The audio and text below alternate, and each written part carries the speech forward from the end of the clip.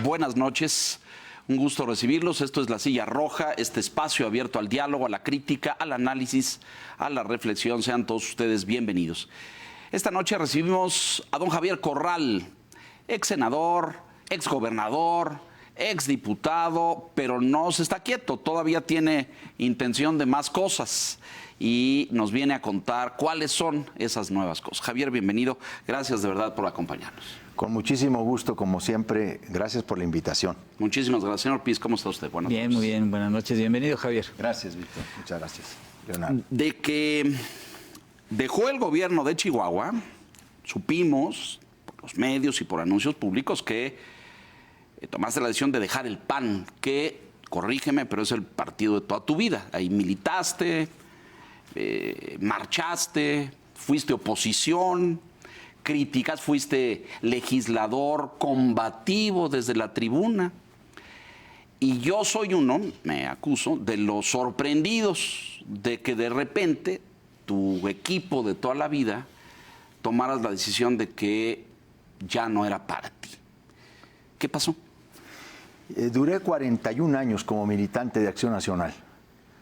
Llegué a las filas del PAN a los 16 años, tras la campaña de Pablo Emilio Madero Beldem, candidato presidencial en el 82 contra De la Madrid.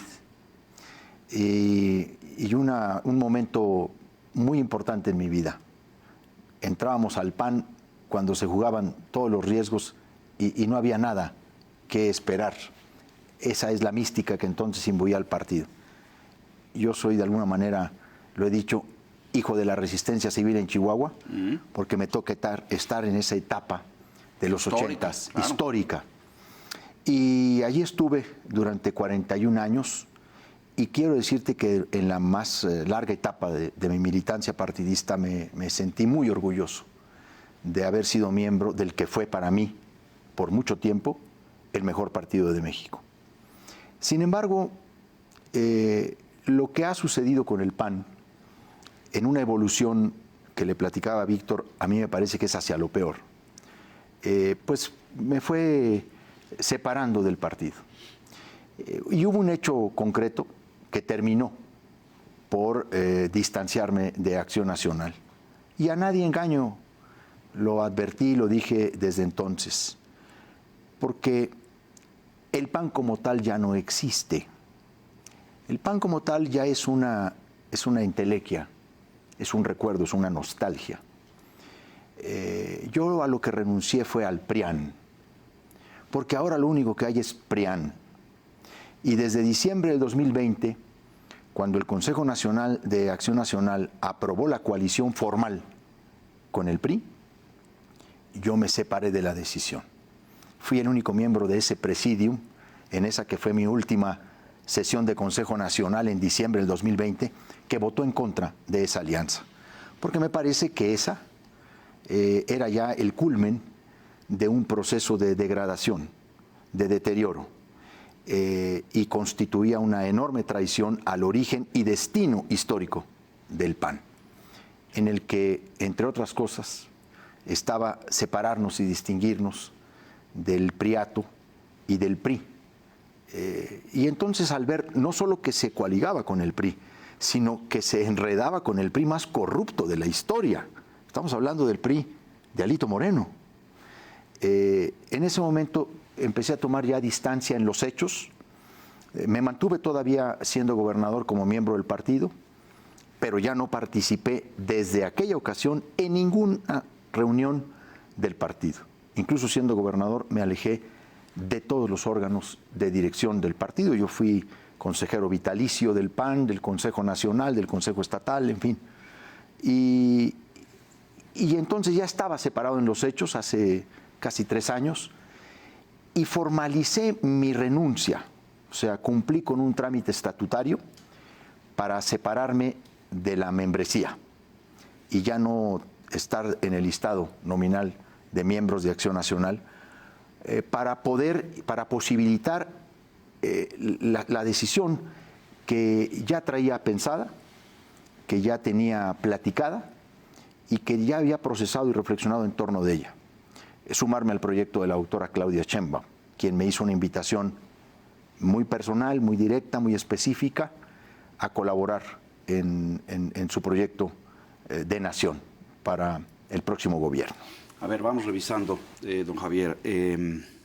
Entiendo esta expresión, a lo mejor, de frustración del PAN, de sensación que ya no es lo que era, según nos dices.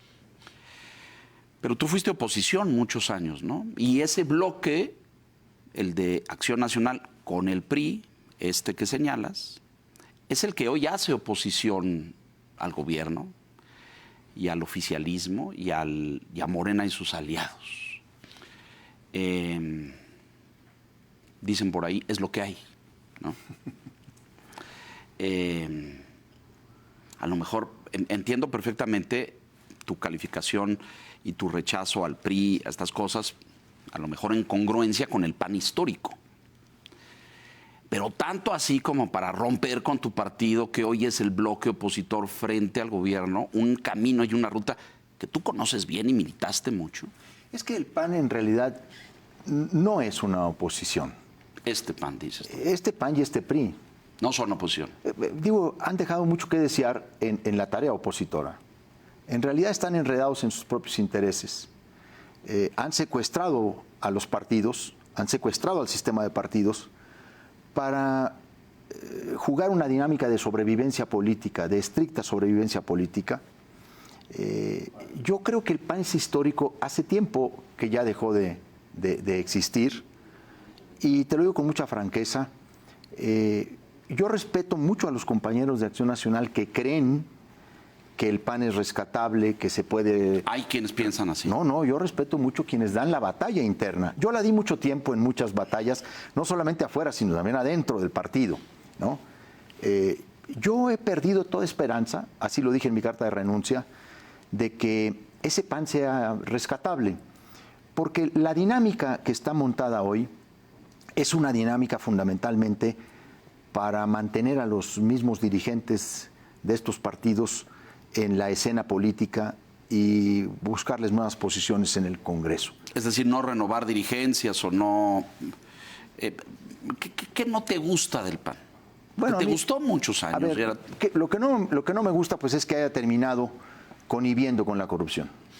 Que el PAN haya abandonado la principal bandera, que fue la lucha contra la corrupción. Eso explica su alianza con el PRI. Terminar defendiendo a Alito, pero también la mediocridad de los dirigentes del partido, su visión tan corta, la falta de respuesta frente a los problemas sociales reales del país, ¿no? Una mediocridad inexplicable en un partido con la historia de Acción Nacional. Yo me he preguntado muchas veces, ¿qué fue lo que nos pasó para transitar de Carlos Castillo Peraza a Marco Cortés? ¿Qué tuvo que suceder ahí para que un partido que tuvo a varias de las mentes más brillantes, de las inteligencias más productivas de México, terminara en manos de un grupo tan mediocre? Entonces, pues fue una decepción. Sí es un proceso de decepción con relación a esa ética básica del partido. Pero también, y es muy importante que te lo diga ahora en una pregunta tan clara como la tuya, yo también he tenido una evolución en mi forma de pensar. Yo mantengo firmes mis valores y mis principios en la política, pero también tengo una evolución en mi forma de pensar con relación a los problemas sociales, al modelo económico, a la manera de enfrentar un modelo económico de concentración de la riqueza, que sobre todo cuando eres gobernador de un estado y ves los contrastes entre los que tienen todo o casi todo y la gente que no tiene nada. Y esa falta también de vocación social, de falta de entender esa realidad social en el PAN, me fue llevando a separarme. No digo este atraso que el partido también tiene en su visión social sobre los derechos humanos de manera integral. He dicho antes de empezar el programa platicaba con Víctor, de que frente a este fenómeno de polarización que se ha dado en el país, los grupos más extremistas han tomado lugar en los partidos, de uno y de otro lado. Y en el PAN se ha enquistado una derecha, yo creo que la más rancia en la historia del partido, una derecha muy antiderechos, que repite el discurso de Vox. Creo que el Papa Francisco está más avanzado en algunos temas que algunos de los dirigentes del partido, en temas de inclusión social, de diversidad. Es increíble escuchar el contraste, a mí me puede mucho, en el discurso con el que Xóchitl Gálvez, por quien yo tengo respeto, hace a la presentación de su equipo, un discurso basado en la altisonancia, y estoy escuchando a Claudia Sheinbaum citando al Papa Francisco en una cita radical sobre la concepción de los derechos humanos. Entonces, bueno, también esa es una decepción, pero también hay una evolución en la forma de pensar. Del pensamiento político de Javier Corral, digamos. Sí, claro. Ahora, tú formalizas tu renuncia al PAN en noviembre. Principios de noviembre, sí. Pero como dices, es parte de un proceso que tú ya venías procesando, ¿no? Porque pues ya estabas, aún como gobernador, estabas distanciado de los órganos de dirección del partido. Esta decisión que tú tomas y esta incorporación al equipo de la doctora Sheinbaum, porque todo el mundo cuando anuncias tu renuncia, todo el mundo dijo, se va a Morena. O sea, no implica que tengas simpatía por Morena o que estés cerca de Morena, sino que en este momento tú estás, digamos, sumándote al equipo de la doctora para una tarea específica. Mira, efectivamente, yo no pienso ingresar a ningún otro partido. Yo renuncié al PAN y no pienso irme a ningún otro partido como miembro. ¿Por qué? Porque no están a la vista mía ninguna opción que a mí me llene en términos de mi manera de pensar. Y yo se lo dije a la doctora Claudia Sheinbaum, que yo no soy miembro de Morena, ni lo sería. Nos conocemos no de ahora, nos conocemos de hace tiempo. Tenemos un diálogo, por cierto, muy franco, muy cercano, que son de las cosas que a mí más me llaman la atención de ella y que me gustan de ella porque es una persona que escucha y que también debate, porque es muy estructurada, es un pensamiento muy, muy estructurado. Entonces yo renuncié al PAN y dije con toda claridad que no pertenecería a ningún nuevo partido, a ningún otro partido. Bueno, si en el transcurso del tiempo se forma uno nuevo y ese es de mi simpatía, a lo mejor me sumo. Pero, porque yo creo mucho en un partido más democristiano o socialdemócrata, ¿sí? Yo, por ejemplo, ahora... ¿En algún momento representó el PAN en México? Hubo intentos, hubo intentos de llevar al PAN a una posición democristiana, más en el tema de los partidos socialdemócratas europeos. ¿Sí? Pero eso hoy está muy, pero muy lejos, pero mucho, muy lejos. Entonces, yo me sumo a un grupo de trabajo que es plural, que es externo a Morena. Por cierto, es un grupo con una composición fundamentalmente académica, intelectual, científica. Yo creo que soy uno de los muy pocos políticos que está en ese grupo, porque pues yo no soy eso que suele llamarse un intelectual, ¿no? Yo soy un político, un activista, un luchador político en distintos frentes a lo largo de mi trayectoria. Y me da mucho gusto estar en un grupo externo y plural para restablecer el diálogo en la pluralidad, porque ese es el planteamiento que está haciendo al final del día Claudia Sheinbaum. Está iniciando una precampaña invitando a un grupo externo a complementar y a fortalecer una plataforma que, por cierto, ya elaboró Morena. Hay un documento del que se parte, no es que se vaya a hacer otra cosa. Es un documento más conceptual, vamos a decirlo, más ideológico, el que ha hecho Morena como proyecto de nación, y hay que nutrir también con lo que se ha hablado, porque lo que el propio presidente López Obrador ha dicho es, bueno, vamos a una continuidad con cambio. Pues está muy bien. Vamos a tratar de identificar cuáles son los cambios.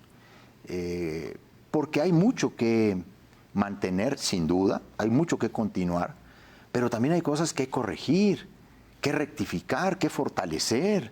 Hay cosas que se tienen que concretar que no se han hecho, porque el presidente tuvo otras prioridades y porque el presidente además tomó un método para llevar a cabo esta obra política, histórica, que fue derruir las estructuras el régimen de las élites y de los privilegios de estas élites, de la política y la económica. Una etapa que claramente la ha cumplido. A muchos a lo mejor no nos gustará el método de trabajo del presidente, que fue la polarización, como un método de contraste para buscar las definiciones políticas. Esa etapa está cumplida, pero ahora tiene que haber otra etapa. También se ha hablado de un segundo piso, ¿no? Hay quienes hablan de una segunda ronda. Bueno, a lo mejor yo la planteo como una segunda temporada y que puede estar incluso mejor que la primera, más interesante. Es difícil que en las series las segundas temporadas sean mejores que la primera. Hay casos. Pero en este caso creo que lo puede haber por el propio perfil de Claudia Sheinbaum, porque es un perfil eminentemente universitario, científica, es una mujer muy preparada, muy inteligente. Y a mí algo que me llama mucho la atención de ella y que es lo que más me gusta, es una mujer muy sobria, muy seria, muy sensata, austera, y es una persona honesta. Y para mí el dato que lo sea es muy importante. Quiero entender tu proceso de salida, porque después de 40 y tantos 41 años. Pues no debe ser fácil. ¿Tuviste diálogo con panistas en la salida, con colegas tuyos de tu generación del PAN? Y ahorita pensaba, a ver, dame tu lista de 10 que respetes dentro del PAN, para que no me tengas que decir los que no respetas, pero supongo que ahí todavía hay gente con la que tienes sintonía política, de pensamiento social, o ya nada. No hay 10, hay cientos, hay miles de panistas en el país. Ya no necesariamente están dentro del partido. Yo creo que incluso los panistas más respetables ya no están en el PAN. Por ejemplo. Pues se han ido saliendo de las filas. Panistas activos que yo respeto mucho, lo debo decir con toda claridad, es Pancho Barrio, por ejemplo. Bueno, es el detonador del proceso en el norte del PAN, ¿no es cierto? El gran liderazgo que entusiasmó la lucha cívica y democrática y encabezó la lucha contra el fraude electoral en 1986, que llevó a Fernando Báez a la gubernatura de Chihuahua. Con Barrio tengo una entrañable amistad. Hemos platicado muchísimo. De hecho, les puedo compartir que hemos tenido un intercambio epistolar muy intenso en estas semanas, en estos días. Nos hemos hecho la gran promesa de que nada ni nadie, ni la intriga de la política o la perversidad de la politiquería, empañen nuestra amistad, nuestra entrañable amistad, porque no vale la pena. Él tiene una lectura del momento que vive México distinta a la que tengo yo. Él ve riesgos de distinta naturaleza que yo no veo. Yo respeto mucho a Barrio. Él estaba, de hecho, también muy bien, muy tranquilo, muy cómodamente instalado en su casa, en su empresa, él disfrutando de la vida, y ha vuelto a la política recién. Ha vuelto a participar partidariamente apoyando a Xóchitl Gálvez. De hecho, han salido en una foto los exgobernadores de Chihuahua. Yo considero que esa foto a él no le prestigia mucho, pero bueno, tampoco ya no quiero hacer ninguna valoración porque hemos llegado al acuerdo de que hay que cuidar mucho nuestra relación. Pero bueno, él ha salido con los exgobernadores de Chihuahua a apoyar a Xóchitl Gálvez. Foto en la que tú no apareciste. Por supuesto que no. En eso no hay problema, porque hay quienes dicen, mira, 4-1, ¿no? en Chihuahua, de exgobernadores. Y yo les digo, pero pues no pasa nada, en la votación va a ser como 3-1, así que al revés, así que no hay problema. Hemos platicado, tenemos lecturas diferentes. Uno toma decisiones no solamente por los principios que te animan, los valores a los que eres leal. Tomas decisiones por las batallas que has dado, pero también por la información de la que dispones. Y mi decisión se da en ese marco. En una democracia, además, así se toman las decisiones. Yo quiero contribuir y yo vengo a apoyar a Claudia Sheinbaum para que haya un mejor país y que ella sea una extraordinaria presidenta de México, y para conjuntar experiencias, cualidades que yo pueda tener y ponerlas al servicio de México. Mi vocación es política. Por ahora mi actividad es librera, ¿sí? Porque tengo una hermosa librería en Chihuahua, perdón por el comercial. Por favor. Pero tengo una hermosa librería en Chihuahua, la librería Sándor Márai, este gran escritor que Hungría le dio a la literatura universal. Y ahí he estado también yo muy tranquilo, muy en paz, y vivo una de las etapas más felices de mi vida. La librería ha sido para mí no solamente un espacio de encuentro, también ha sido un termómetro social y político muy interesante. Y yo podría haberme quedado ahí. Incluso todo el mundo me decía, porque tú decías, oye, ¿platicaste con algunos panistas antes? Sí, platiqué con varios, platiqué con algunos de ellos, ¿no? Y no te dijeron, no te vayas. Muchos de ellos me decían, tú eres de aquí, ¿a dónde vas a ir? No te dijeron. Fíjate, fue un proceso muy peculiar y hasta cierto punto, pues muy raro. Primero, no te vayas. Y les digo, a ver, en serio, ustedes me ven a mí. Al lado de Marco Cortés, de Chucho Zambrano y de Alito. ¿Ustedes creen que que he combatido la corrupción en Chihuahua al maruduartismo, como lo he combatido? Y entonces me decían, bueno, pero entonces quédate en la librería. Y les digo, pues está bien, lo de la librería me encanta, pero mi vocación es política. Entonces terminaron pidiendo, algunos de ellos, no voy a decir algunos nombres, pero solamente porque sería faltar a la amistad y a la discreción. Pero luego hubo un momento en el que de muchos lados me llegaron, bueno, vete a MC, Javier, vete a MC, no te vayas a ir a Morena, y no te vayas a ir con Sheinbaum, y no te vayas a ir con López Obrador. Y han terminado algunos compañeros por reclamarme mis principios, mi congruencia. Han terminado incluso por denostarme algunos de ellos, que pasaron de todas estas peticiones a llamarme traidor. Y me reclaman mis principios ante la decisión que he tomado. Y yo también me pregunto, frente a estos compañeros, ¿dónde han estado ellos y sus principios que parecen haber sido metidos en un cajón?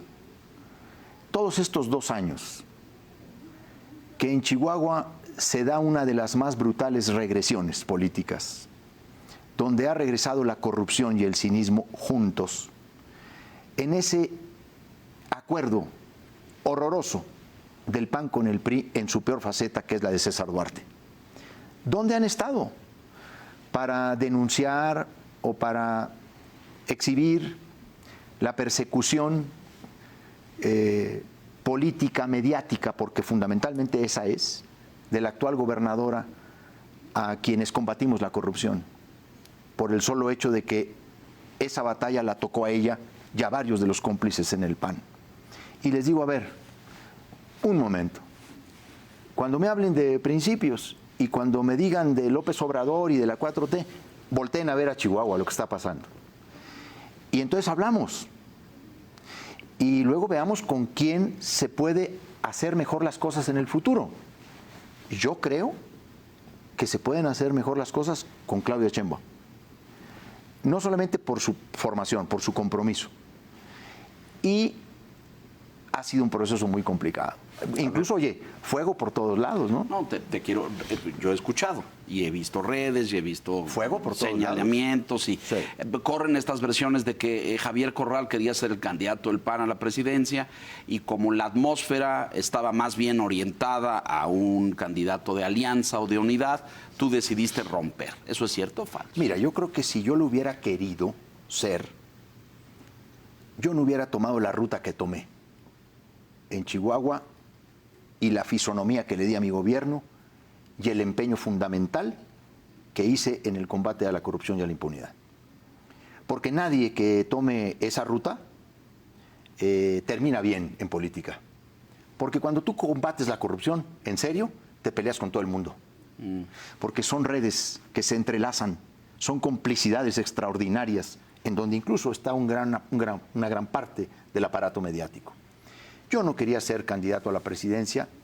Yo lo podía haber sido si hubiera, podía haberlo dicho y podía haberlo sido. Y bueno, pues entonces empiezo a hacerme de la vista gorda de todo y empiezo a solapar. Pero la verdad es que yo tomé otra ruta. Pero un poco, Javier, sí.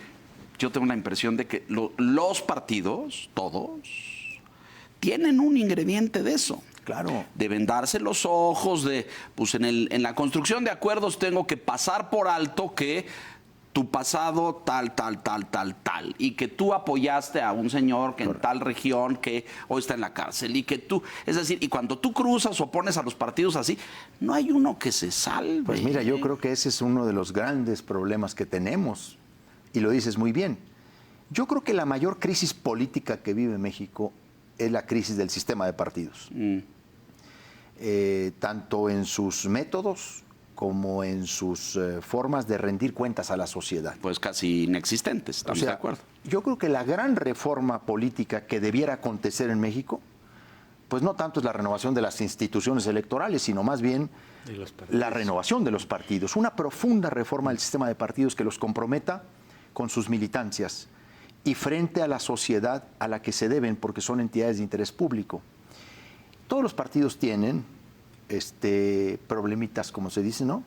Claro. Es sencillo decir eso. Yo creo que tienen problemas. Tienen elefantes blancos dentro que no saben dónde guardar porque hicieron pactos, negocios, cosas. Además, es muy interesante este fenómeno de analizar los partidos porque tú te das cuenta cómo incluso al PAN en su momento, en cuanto el PAN empieza su ascenso al poder, cuando se ve que el PAN está dejando de ser oposición y se está convirtiendo en poder, primero a través del triunfo de Rufo en 1989 en Baja California, luego Guanajuato, luego Chihuahua, y luego cuando ya se ve un mayor número de parlamentarios y que viene el ascenso al Ejecutivo Federal, viene una serie de elementos que se le meten al PAN, que se le enquistan al PAN, y un panismo emergente que lo empieza a desfigurar, y luego al rato andábamos tratando de taparle ahí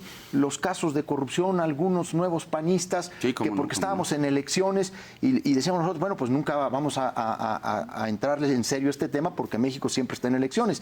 Lo mismo que le pasa hoy a Morena. A ver, en Chihuahua, por ejemplo, hablando de mi tierra, ¿tú no te imaginas la cantidad de eduardistas que se le ha metido a Morena en Chihuahua? ¿Por qué? Porque están buscando un refugio para su impunidad. Claro. Porque están buscando... Por eso decía, todos los partidos padecen esa cosa. Y esto de me muevo y cambio, porque uno, me lavan la cara, ¿no? Pues yo ya soy de los... Sí. Hoy de los buenos, así le pasó a los panistas hace 20 años. 2, sigo activo. Tengo la posibilidad de seguir haciendo cosas. Yo he visto priistas que se convirtieron en morenistas y panistas que se convirtieron en morenistas. Por eso el cuestionamiento y directo morenistas que se convierten en panistas. Bueno, porque acabamos de ver... Porque luego da la vuelta a la fortuna. Acabamos de ver varias cosas. Fíjate, un tema... Pero lo que quiero entender, ¿tú estás en ese grupo? ¿En cuál grupo? En estos que cambia de partido para acomodarse con los que van con el viento a favor. Mira, yo he recibido una invitación. Yo no busqué. Ni tocaste la puerta, ni fuiste a ver. Ahí, no. Te invitaron. A ver, yo creo que esta es una gran oportunidad, quiero tomarla así, para platicar algunas cosas que quizá no se sepan, pero es bueno que se entere la gente en un diálogo franco. A mí el presidente López Obrador me invitó, no una, varias veces. ¿A formar parte de su gobierno? Sí, señor. Cuando tú eras gobernador de Chihuahua. Bueno, en el tramo final de mi gobierno, él y yo tuvimos una plática muy profunda en donde limamos asperezas porque habíamos tenido... Contexto, porque tú fuiste crítico del observador, no se nos olvide. Solo eso. A ver, el tema del agua nos enfrentó de una manera tremenda. Nos dimos hasta con la cubeta. Yo tenía que defender los intereses de Chihuahua. Pues era tu chamba, ¿no? El presidente entendió mi postura. Yo también entiendo la de él frente a un tratado como el que tenemos con los Estados Unidos. Y luego, sobre todo, con la política norteamericana tan chantajista. Pero yo tenía que tomar ese papel. Pero nos enfrentamos muy fuertemente. Yo reconozco que después de ese enfrentamiento, ambos buscamos conversar, nos acercamos, y él me dijo, mira, yo reconozco lo que tú has hecho en Chihuahua. Dijo, yo sé qué gobernador has sido tú. Y quiero ir a hacer un reconocimiento a Chihuahua antes de que te vayas, me dijo. Y fue y lo hizo. Oye, un gran espaldarazo político del presidente López Obrador. Yo le estoy muy agradecido. Sobre todo estos 2 años en donde yo me quedé pues muy solo, ¿no? Ahí no se apareció nadie, ¿no? Ahí sí nadie decía nada, ¿no? ¿Abandonado por los panistas? Pues mira, no, yo tengo compañeros muy leales. En este tiempo he conocido el tamaño de muchas mezquindades, de muchas deslealtades, los peores rostros que puede tener la política, pero también he conocido generosidades, lealtades, solidaridades enormes de compañeros. Pero me refiero a los dirigentes. Sí. El presidente López Obrador fue muy solidario conmigo en estos años, incluso cuando me cerraron la librería, porque no sé si sepan que esta es la única librería en el mundo que tiene una característica. Eso se lo digo yo a todos los autores que van a presentar libros. Les digo, ustedes pueden agregar en su currículum que estuvieron en una librería única en el mundo. Una librería que fue clausurada el mismo día de su inauguración. Ah, caray, ¿cómo es eso? Porque la gobernadora me mandó clausurar la librería el día que la inauguraba. ¿A causa de? Pues que me faltaba una placa de aforo. Un permiso. Entonces, una licencia. Sí, pero fue muy estomacal el asunto, muy visceral, ¿no? Muy visceral. Bueno, el presidente hasta en eso ha sido solidario. Después de que pasó el tema del agua y que platicamos y conversamos, él me hizo una primera formulación y yo le dije, mire, presidente, yo quiero mantenerme al margen. De hecho, yo estoy viajando, estoy pensando en un viaje.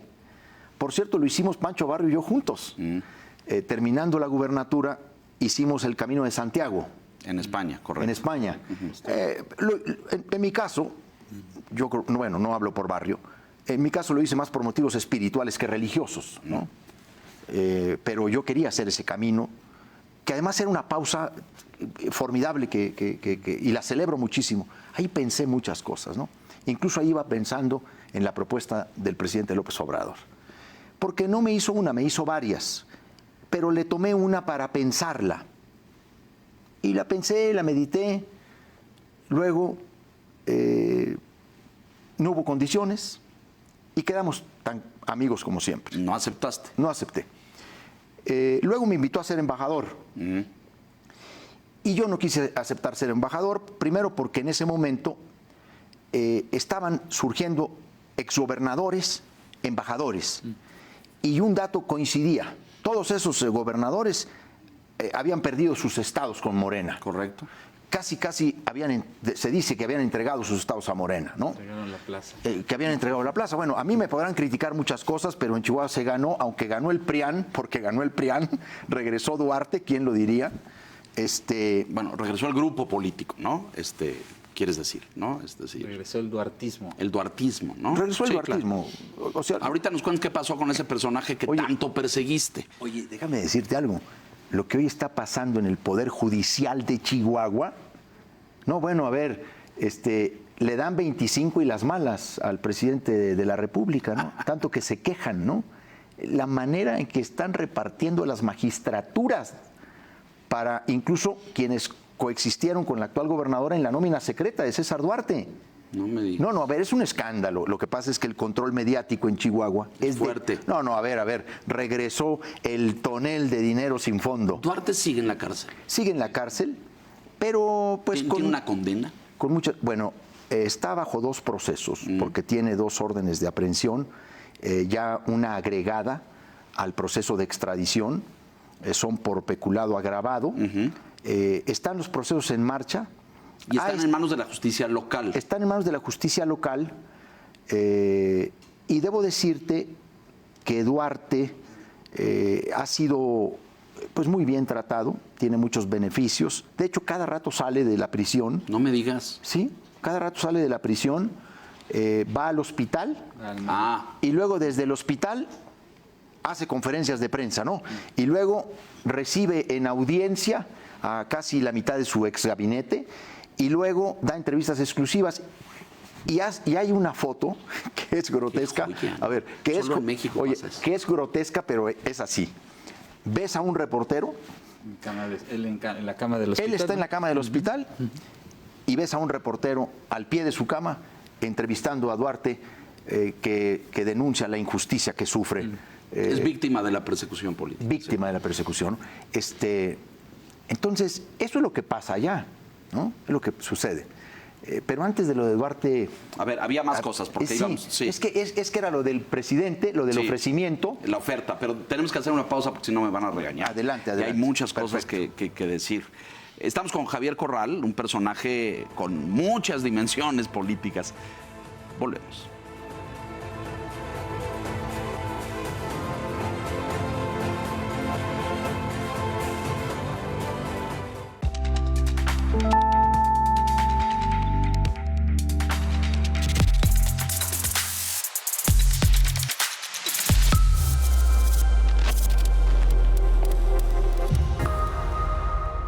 Un juez dictó prisión preventiva justificada a René Gavira, exdirector de Administración y Finanzas de Segalmex, por lo que permanecerá detenido en el reclusorio norte. Alejandra Espinosa, directora de la Unidad de Negocios de Vacunas Asofarma de México, confirmó que la vacuna Moderna contra COVID podría estar disponible para su venta en la segunda mitad de diciembre.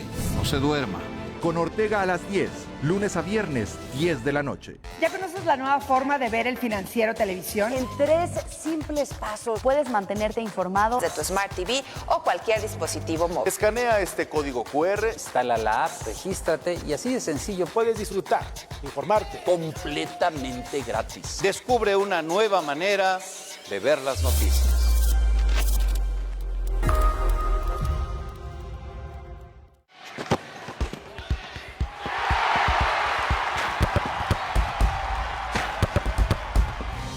Sin duda, una de las piezas más codiciadas en la NFL es el anillo que se le entrega a cada uno de los integrantes del equipo vencedor en el Super Bowl. Si bien en cada edición los diseños van cambiando, también el precio varía de manera significativa entre cada uno de ellos. El anillo de 2008 que recibieron los New York Giants se encuentra dentro del top 5 con un valor de $50,000. Lo que significó el primer título para New England Patriots en 2001, no solo marcó el inicio de una nueva era para la franquicia, también quedó marcado por un valor de $58,000 del anillo. En el tercer puesto se encuentra el que recibieron los Colts en 2006, con un valor de $60,000, que contó también con una caja de madera especial para guardarlo. El segundo anillo más caro fue el que recibieron los Patriotas en 2005, con un costo de $65,000. Y el más costoso se remonta hasta 1967, justamente el primero que existió y que fue para los Green Bay Packers. Desembolsaron la cantidad exorbitante de $100,000.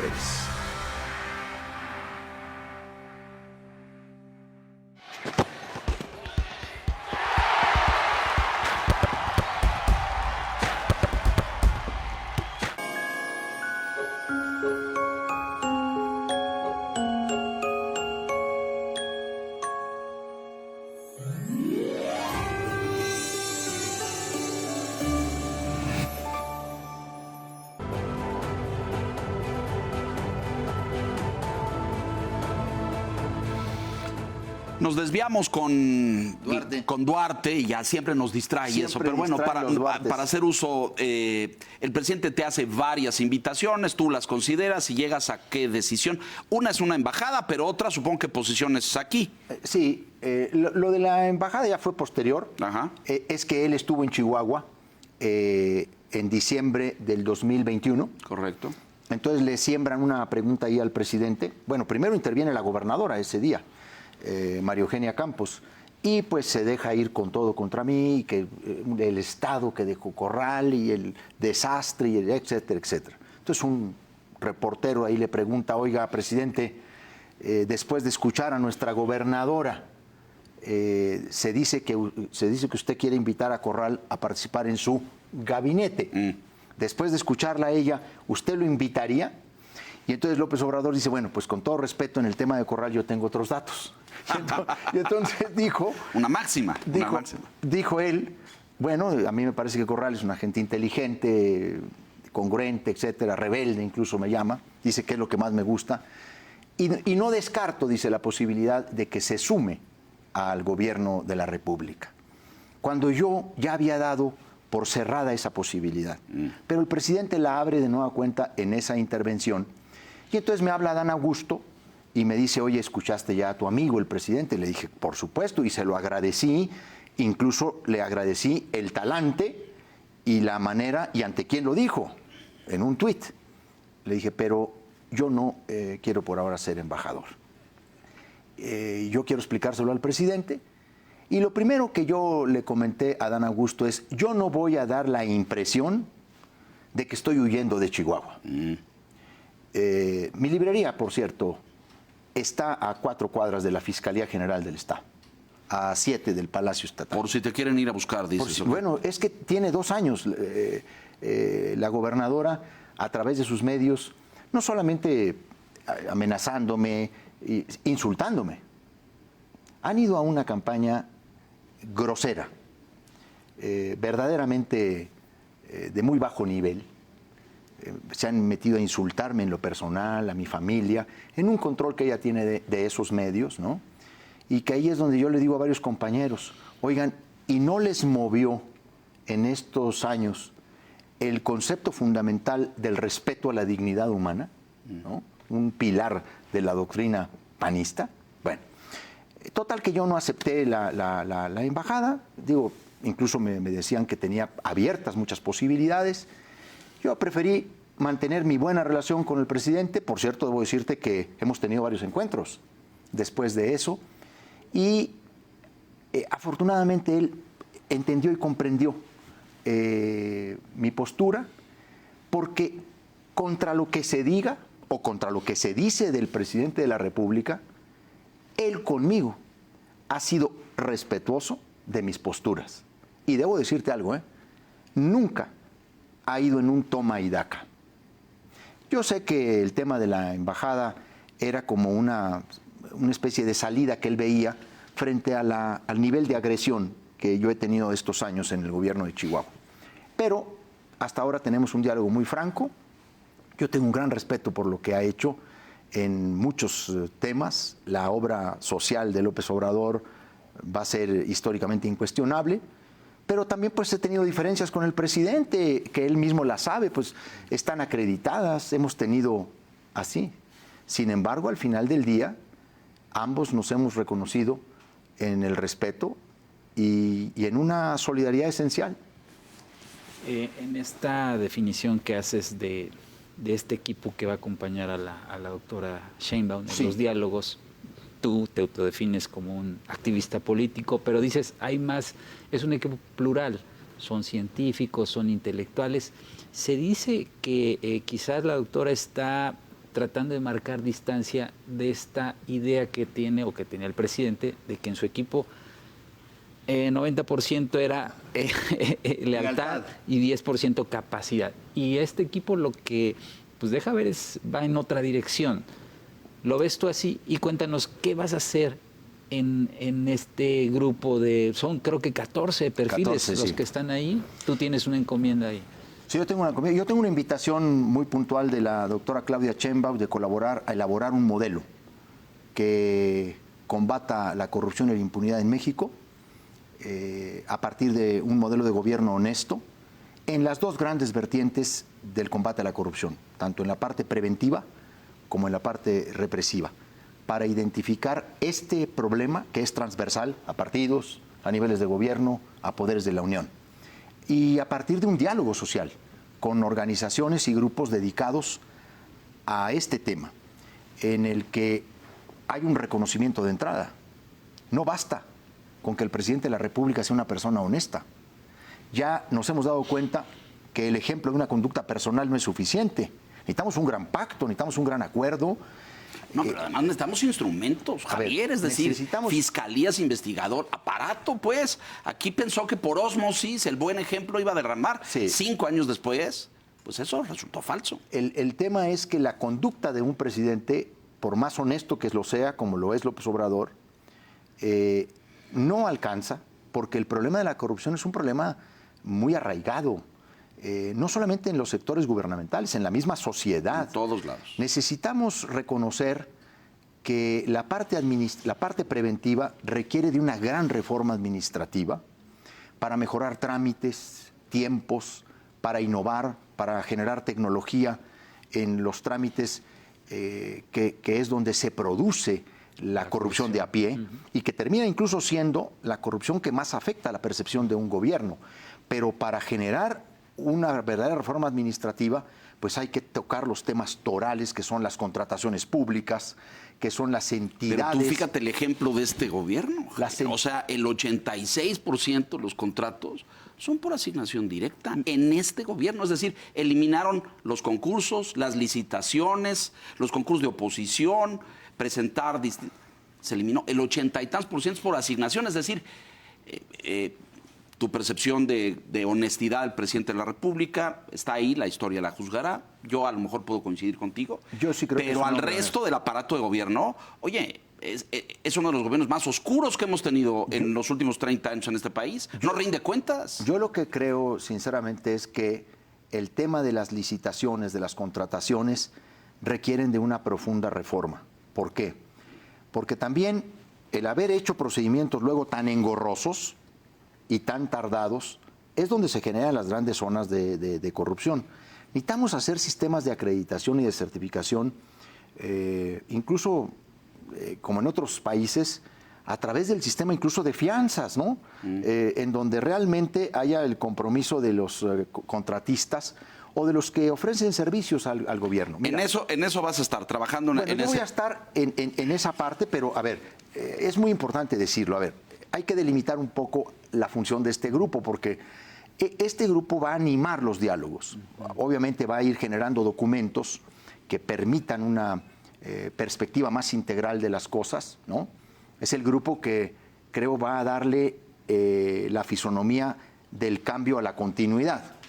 Y entonces lo tenemos que hacer de manera conjunta con el otro grupo que ha trabajado el documento de Morena, porque nosotros no venimos aquí a suplantar a nadie, ni venimos a inventar el hilo negro, nosotros venimos a contribuir. Y para nuestra fortuna, al menos lo digo por la experiencia que tengo, es un grupo muy abierto, es un grupo muy serio, muy profesional.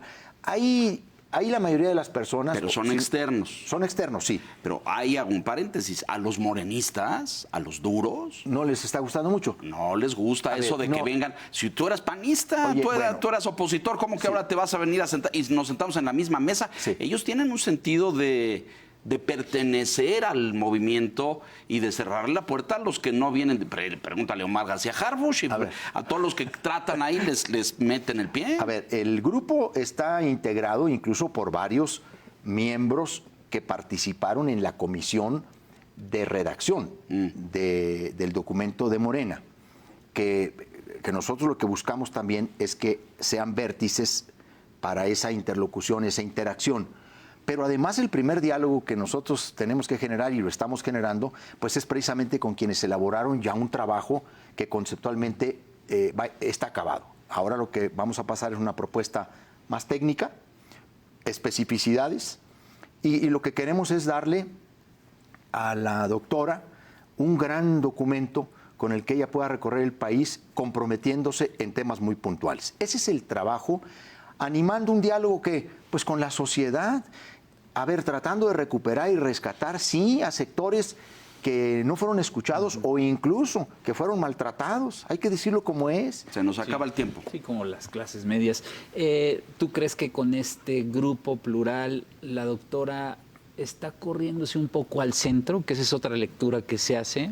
O, digo, en el ánimo de que pues ella tiene la idea de hacer este segundo piso de la transformación. Tú decías la segunda temporada. ¿Tú ves este giro hacia el centro o ella mantiene su línea? A ver, ideológicamente ella es no solamente miembro de este movimiento, del movimiento López Obradorista, ¿no? Ella es fundadora, hay que recordarlo. Ella tiene una formación de izquierda, pero no es de una izquierda radical. A ver, ella es una científica. Si uno ve el currículum, la trayectoria de Claudia Sheinbaum, pues es una universitaria, esencialmente. Y por eso sí creo que ella tomará posiciones más de centro en algunas cosas. El corrimiento al centro creo que lo ve y lo prevé hasta el propio presidente de la República, ¿no? Él mismo ha hablado de eso. Yo tengo una discusión muy particular con Claudia y que me parece que es bien interesante, la reconciliación. Y ella dice, bueno, lo que no queremos es la reconciliación de los privilegios y de las canonjías y con el pasado, pero sí la reconciliación en términos de concordia política, de establecer un nuevo entendimiento político. Y el primer ejercicio lo ha dado ella misma. El domingo pasado, ojalá que puedan acudir al discurso que dio, pues traza esencialmente lo que quiere ser la fisonomía de su gobierno y de su estilo.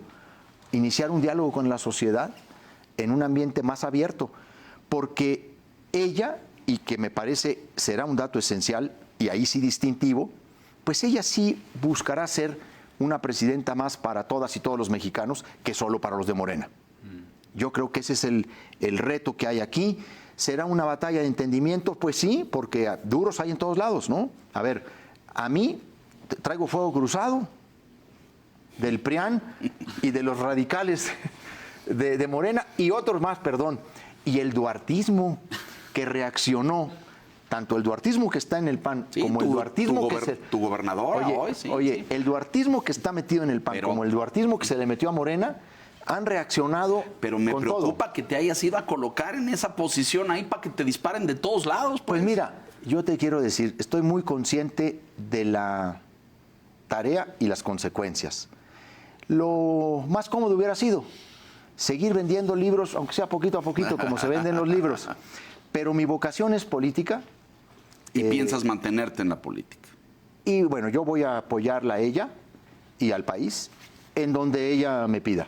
Donde si la tarea de contribución es solo esta, yo estaré absolutamente satisfecho. ¿Por qué? Porque hay una realidad que quiero hacer.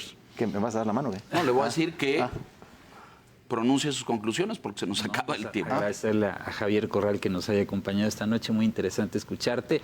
Creo que queda más claro lo que piensas sobre lo que está pasando en el PAN, lo que viene en este movimiento y tu función que tendrás ahí con la doctora Sheinbaum. Éxito, ¿no? Y suerte. Gracias. No, pues yo les agradezco mucho. Siempre hemos platicado con este nivel de franqueza. Claro, total. Yo siempre me he sentido así, en un ambiente de franqueza. Les agradezco la oportunidad. Para mí es un espacio ahora privilegiado, que estoy tan bombardeado, ¿no?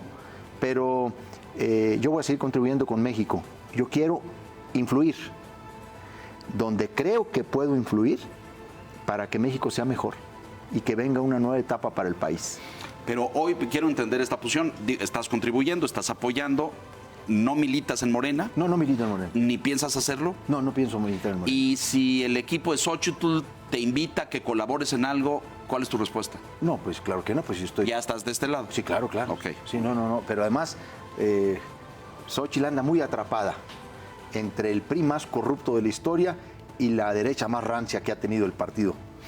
Javier Corral, señoras y señores, gracias por la apertura, por la franqueza, éxito, te deseo también, yo creo que el país lo necesita. Aplaudo la invitación a la reconciliación, ojalá y tus palabras sean escuchadas, ojalá, porque el país lo necesita.